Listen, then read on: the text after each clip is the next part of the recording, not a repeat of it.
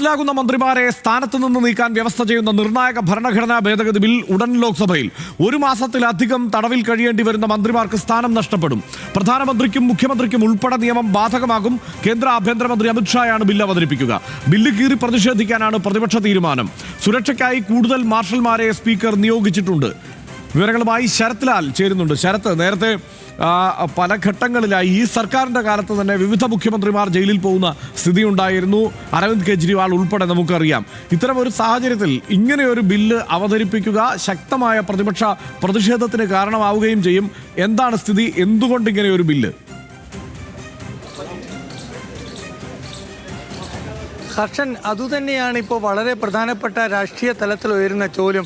എന്തുകൊണ്ടാണ് ഇത്രയും പെട്ടെന്ന് ബില്ല് അവതരിപ്പിക്കുന്നത്? അതും ഇനി ഒരു ദിവസം മാത്രമാണ് മൺസൂൺ സമ്മേളനം പാർലമെൻറ്റിൽ അവസാനിക്കാൻ ഇരിക്കവെയാണ്, ഒരു ദിവസം ബാക്കിയിരിക്കുകയാണ് ഇത്തരം ബില്ലുമായിട്ട് അമിത്ഷാ രംഗത്ത് വരുന്നത്.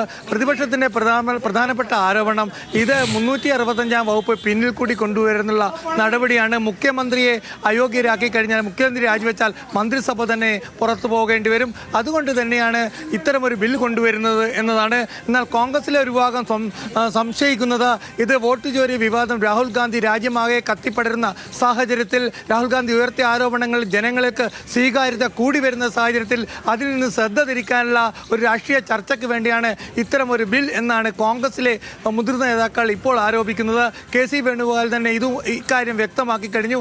അതുകൊണ്ട് ഇന്ന് രാവിലെ സഭ ആരംഭിച്ചപ്പോൾ തന്നെ വോട്ട് ചോരി എന്ന മുദ്രാവാക്യമാണ് നടുത്തളത്തിൽ പ്രതിപക്ഷം ഉയർത്തിയത്.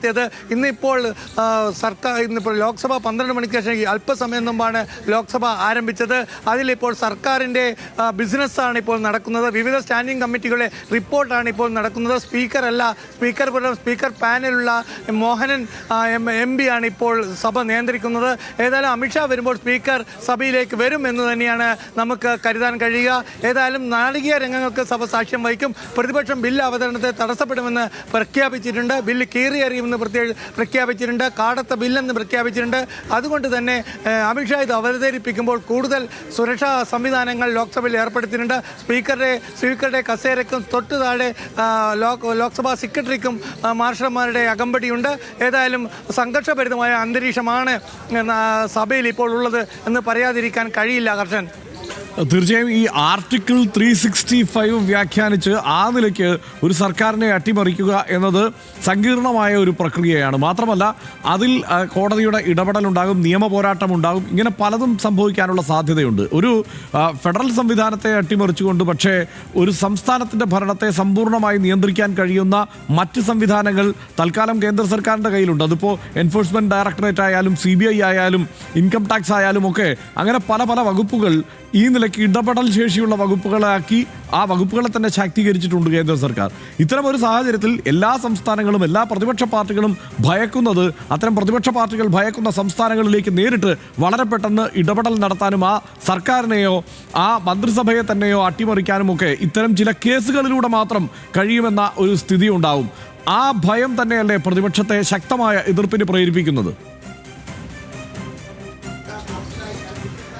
ഹർഷൻ പറഞ്ഞതാണ് ഇതിൻ്റെ ശരി. കാരണം 365 വകുപ്പ് കോടതിയിൽ സ്ക്രൂട്ടിനി ചെയ്യപ്പെടും. ഉപയോഗിച്ച 3/2 ഭൂരിപക്ഷം രാജ്യസഭയിൽ പാസ്സാകണം, ലോക്സഭയിൽ പാസ്സാകണം. അതുകൊണ്ട് തന്നെ ഇന്നത്തെ സാഹചര്യത്തിൽ ഒരു സർക്കാരിനെതിരെ 365 വകുപ്പ് പ്രയോഗിക്കാൻ പ്രയാസമാണ്. അത് മണിപ്പൂരിലാണ് ഈ അടുത്ത് പ്രയോഗിച്ചിരിക്കുന്നത്. അത് പ്രതിപക്ഷത്തിൻ്റെ പൂർണ്ണ സഹകരണവും കൂടി ഉണ്ടായിരുന്നു. എന്നാൽ അതും 6 മാസം വരെയാണ്. പക്ഷേ നിലവിലുള്ള ഇത്തരമൊരു നിലവിലുള്ള ഇത്തരം സാഹചര്യം മനസ്സിലാക്കിയാണ് അമിത്ഷാ ഇത്തരമൊരു നിയമം കൊണ്ടുവന്നത് എന്ന് തന്നെയാണ് പ്രതിപക്ഷം സംശയിക്കുന്നത്. പ്രതിപക്ഷത്തിലുള്ള മുഖ്യമന്ത്രിമാരെയും പ്രതിപക്ഷത്തുള്ള മന്ത്രിമാരെയും ഇപ്പം തമിഴ്നാട്ടിലാണെങ്കിൽ 2 മന്ത്രിമാർക്കെതിരെ കോടതിയിൽ 30 ദിവസത്തിൽ കൂടുതൽ ജയിലിൽ കഴിഞ്ഞിട്ടുണ്ട്. അവരിപ്പോഴും മന്ത്രിമാരെ തുടരുകയാണ്. സ്വാഭാവികമായിട്ടും ഇത്തരമൊരു നിയമ ഭേദഗതി വന്നു കഴിഞ്ഞാൽ ഏതൊരു മുഖ്യമന്ത്രിയെയും 30 ദിവസത്തെ കസ്റ്റഡിയൽ ഇൻ്റർഗേഷൻ നടത്തുകയാണെങ്കിൽ ED കേസുകൾ വളരെ എളുപ്പമാണ് എന്നാണ് നിയമവിദഗ്ധർ പറയുന്നത്. അതുകൊണ്ട് തന്നെ തങ്ങളെ ലക്ഷ്യമാക്കിയുള്ള ഒരു നിയമമാണ് ഇതെന്നാണ് പ്രതിപക്ഷം ആരോപിക്കുന്നത്. അത് തൃണമൂലായാലും കോൺഗ്രസ് ആയാലും CPM ആയാലും ഇതേ ഒറ്റ സ്വരത്തിലാണ് ഈ ബില്ലിനെതിരെ ശക്തമായി രംഗത്ത് വന്നിരിക്കുന്നത്. ഹർഷൻ, ഇതിപ്പോൾ ഈ ബില്ലിൻ്റെ ഒരു സ്വഭാവം എങ്ങനെയാണ് നമുക്ക് പൊതുജനങ്ങളോട് പ്രേക്ഷകരോട് വിശദീകരിക്കാൻ കഴിയുക ശരത്ത്? അതായത് ഈ 30 ദിവസം അറസ്റ്റിലായാൽ, ഏതെങ്കിലും ഒരു കേസിൽ അറസ്റ്റിലായാൽ, ആ കേസ് തെളിയിക്കപ്പെട്ടില്ലെങ്കിൽ പോലും, അല്ലെങ്കിൽ പിന്നീട് ആ കേസിൽ ശിക്ഷിക്കപ്പെട്ടില്ലെങ്കിൽ പോലും ജയിലിലായ ആളെ പിരിച്ചുവിടാം. അത് ജയിലിലാവുക എന്ന് പറയുന്നത് ഒരു കുറ്റാരോപിതനായിരിക്കുമല്ലോ. കേസ് തെളിയിക്കപ്പെടുന്നില്ല, ശിക്ഷ വിധിക്കുന്നില്ല, അതിനൊക്കെ വളരെ മുമ്പ് ജയിലിലാകുക എന്നത് മാത്രമാണ് സംഭവിക്കുക. അങ്ങനെ ജയിലിലായാൽ അയാളെ പിരിച്ചുവിടാൻ ഗവർണർക്ക് അധികാരം നൽകുന്നു. അതാണല്ലോ സംസ്ഥാന തലത്തിൽ സംഭവിക്കുക. കേന്ദ്രത്തിൽ ഇപ്പോൾ സ്വാഭാവികമായും ഇതിൻ്റെ എതിർപ്പിനെ മറികടക്കാൻ വേണ്ടി ഇത് പ്രധാനമന്ത്രിക്കടക്കം ബാധകമാണല്ലോ എന്നൊക്കെ കേന്ദ്ര സർക്കാർ പറയുമെങ്കിൽ ആർക്കാണ് കേന്ദ്ര സർക്കാരിനെ അല്ലെങ്കിൽ കേന്ദ്രമന്ത്രിയെ പിരിച്ചുവിടാനുള്ള അധികാരം നൽകുന്നത്? എന്താണ് ആ നിലയ്ക്ക് ബില്ലിൻ്റെ വിശദാംശങ്ങൾ?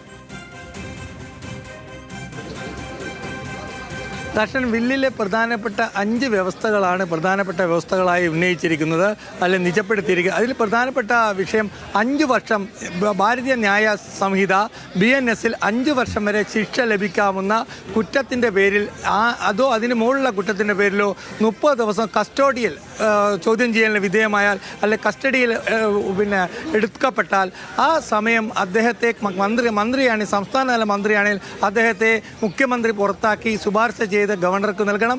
കേന്ദ്രമന്ത്രിയാണെങ്കിൽ കേന്ദ്രമന്ത്രിയെ പുറത്താക്കിക്കൊണ്ടുള്ള ശുപാർശ പ്രധാനമന്ത്രി രാഷ്ട്രപതിക്ക് സമർപ്പിക്കണം. എന്നാൽ ഇത് മുഖ്യമന്ത്രിയുടെ കാര്യത്തിൽ വരികയാണെങ്കിൽ മുഖ്യമന്ത്രി സ്വയം രാജിവെക്കുകയോ അല്ലെങ്കിൽ 31ാമത്തെ ദിവസം മുഖ്യമന്ത്രി സ്വയം മുഖ്യമന്ത്രി അല്ലാതാവുകയും ചെയ്യും. അതായത് മുഖ്യമന്ത്രി ഇല്ലാതായാൽ ആ മന്ത്രിസഭ തന്നെ ഇല്ലാതാകും. ഇതുതന്നെയാണ് പ്രധാനമന്ത്രിയുടെ കാര്യത്തിലും. പ്രധാനമന്ത്രി 30 ദിവസം കസ്റ്റഡിയിൽ ആയി കഴിഞ്ഞാൽ 31ാം ദിവസം അദ്ദേഹം സ്വയം തന്നെ രാജിവെച്ചില്ലെങ്കിൽ അദ്ദേഹം സ്വയം തന്നെ അധികാരഭ്രഷ്ടനാകും. അദ്ദേഹത്തിൻ്റെ മന്ത്രിസഭയും അന്ന് ഇല്ലാതാവും. ഇതാണ് ഈ നിയമത്തിൻ്റെ വ്യവസ്ഥ. 3ാമത്തെ കേസ് എന്ന് പറഞ്ഞാൽ BNSൽ 5 വർഷം വരെ ശിക്ഷിക്കാവുന്ന നിരവധി ചെറിയ കുറ്റങ്ങൾ പോലുമുണ്ട് എന്നതാണ് നിയമവിദഗ്ധർ ചൂണ്ടിക്കാട്ടുന്നത്. അതുകൊണ്ട് തന്നെ വളരെ എളുപ്പത്തിൽ തന്നെ ഒരു മുഖ്യമന്ത്രിയോ മന്ത്രിമാരെയോ കേസിൽ ഉൾപ്പെടുത്താൻ കഴിയും, കസ്റ്റഡിയിൽ എടുക്കാൻ കഴിയും. ED കേസുകളിൽ വളരെ കസ്റ്റഡിയിലായാൽ ജാമ്യം ലഭിക്കാൻ 45 ദിവസം മിനിമം വേണം, കുറ്റപത്രം നൽകിയിട്ടില്ലെങ്കിൽ പോലും. ഇതാണ് കർഷൻ ഇതിലെ ഏറ്റവും വലിയ സാങ്കേതികമായി പ്രതിപക്ഷം ഭയപ്പെടുന്ന കുരുക്ക്. റൈറ്റ്, ശരത്താണ് വിവരങ്ങൾ നൽകിയത്. തൽക്കാലത്തെ സാഹചര്യത്തിൽ പ്രധാനമന്ത്രിയെ ഒന്നും അറസ്റ്റ് ചെയ്ത് 30 ദിവസം ജയിലിലിടുന്ന ഒരു പശ്ചാത്തലമോ ഒരു സാഹചര്യമോ ഏതെങ്കിലും ഒരു കേസിൽ ഇന്ത്യയിൽ ഉണ്ടാകും എന്ന് നമുക്ക് കരുതാനാവില്ല. അതുകൊണ്ട് തന്നെ കൃത്യമായി സംസ്ഥാനങ്ങളെ ഉന്നം വയ്ക്കുന്ന ഒരു നിയമ ഭേദഗതി, 130ാം നിയമ ഭേദഗതിയാണ് ഇപ്പോൾ കേന്ദ്രം അവതരിപ്പിക്കാനായി ശ്രമിക്കുന്നത്, അവതരിപ്പിച്ച് പാസ്സാക്കാനായി ശ്രമിക്കുന്നത്. ശക്തമായ എതിർപ്പ് ഈ വിഷയത്തിൽ പ്രതിപക്ഷത്തിൻ്റെ ഭാഗത്തു നിന്നുണ്ടാകും. തീർച്ചയായും സജീവമായ ചർച്ചകളും ഈ ബില്ലുമായി ബന്ധപ്പെട്ട് ഉണ്ടാകും. തുടർ ബുള്ളറ്റിനുകളിലും ഒപ്പം RDXലുമൊക്കെ ഈ വിഷയത്തിലുള്ള സജീവമായ ചർച്ചകൾ നിങ്ങൾക്ക് ന്യൂസ് മലയാളം 24/7ലും പ്രതീക്ഷിക്കാം. ഇപ്പോൾ